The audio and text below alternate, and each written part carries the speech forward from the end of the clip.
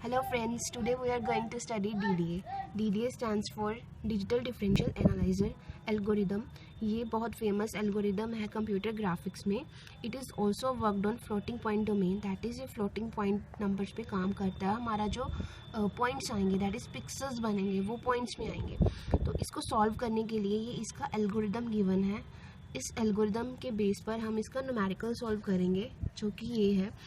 Algorithm का जो link है वो डिस्क्रिप्शन बॉक्स में दिया हुआ है. प्लीज़ आप इसको वहाँ से देख लें. Otherwise I will explain it in the example. तो हम शुरू करते हैं. Scan convert a line using DDA. हमें स्कैन कन्वर्ट करना है एक लाइन को यूजिंग DDA. जो लाइन के पॉइंट्स गिवन है हमें ये जस्ट लाइक हम नॉर्मल मैथ्स में करते हैं. हमें एक ओरिजिन जैसे ग्राफ बनाते हैं, प्लॉटिंग करते हैं, तो हमें एक ओरिजिन ये होता है, यहाँ पे होता है 0, यहाँ पे होता है x एंड यहाँ पे होता है y.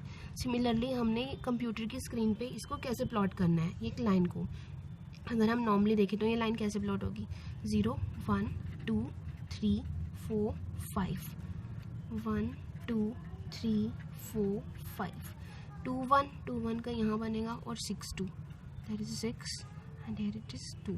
तो ये लाइन ऐसे बनेगी, करेक्ट. बट क्योंकि हम लोग डेसिमल नंबर सिस्टम में काम करते हैं तो हम ओनली कंसीडर है हमारे जो वैल्यूज़ हैं इंटीजर वैल्यूज़ हैं. बट ये जो स्कैन कन्वर्जन है ये वर्क करता है फ्लोटिंग डोमेन में. जस्ट लाइक हम 1 लिखते हैं तो यहाँ पे 1.25 आ सकता है क्योंकि ये फ्लोटिंग डोमेन में काम कर रहा है. Let us see how it works. सबसे पहले हमारे पास है compute x1 y1 and x2 y2.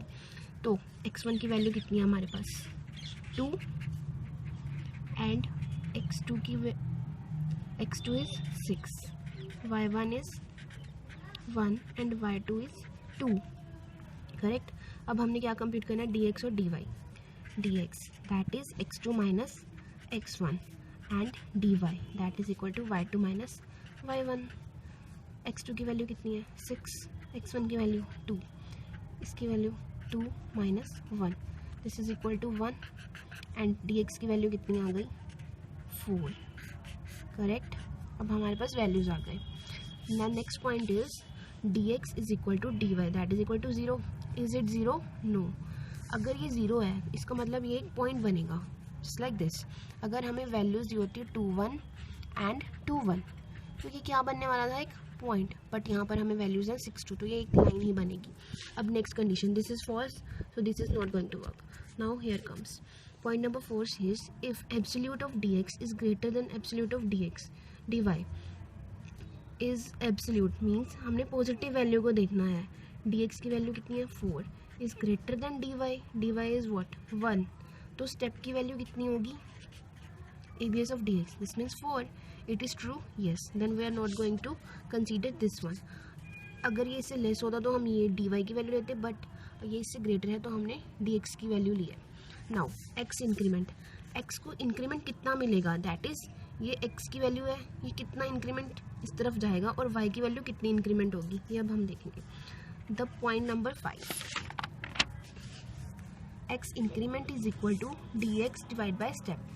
dx की वैल्यू है 4 x increment that is equal to dx की वैल्यू कितनी है 4 डिवाइड बाय स्टेप कितना है 4 तो कितनी वैल्यू आई 1. अब y इंक्रीमेंट मतलब y को हम कितना इंक्रीमेंट करेंगे dy is what 1 divide by 4 कितना आता है 0.25.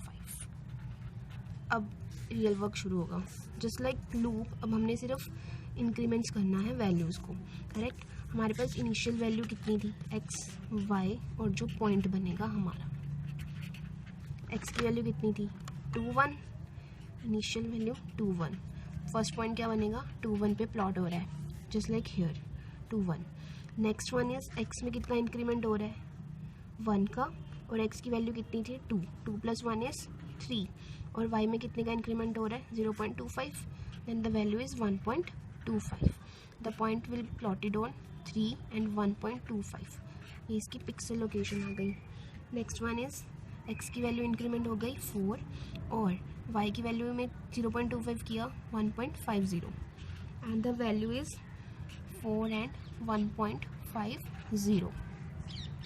अगर हमने next x is incremented by 1 and y is incremented by 0.25 7.7 and 5 the point is 5 and 1.75. The next will be 6 and the value is 2.00, and here the location 0. Here we see that our last point is 6.20, 2.00. Just like here, here we see that this is the table that will show how the algorithm works.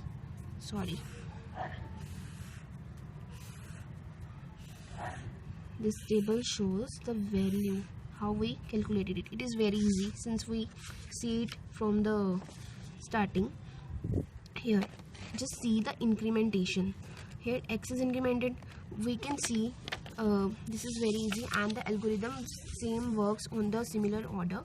Here we can just implement it with a few steps, within a few steps. Let us see this again. Firstly we have to calculate x1 and y1 and x2 and y2. पहले हमने x1 और x2 और y1 y2 के dx और dy find out किया. फिर हमने सिर्फ एक कंडीशन चेक करनी है, वेदर dx इज़ ग्रेटर और dy इज़ ग्रेटर. उसके अकॉर्डिंग हमने स्टेप की वैल्यू ले ली.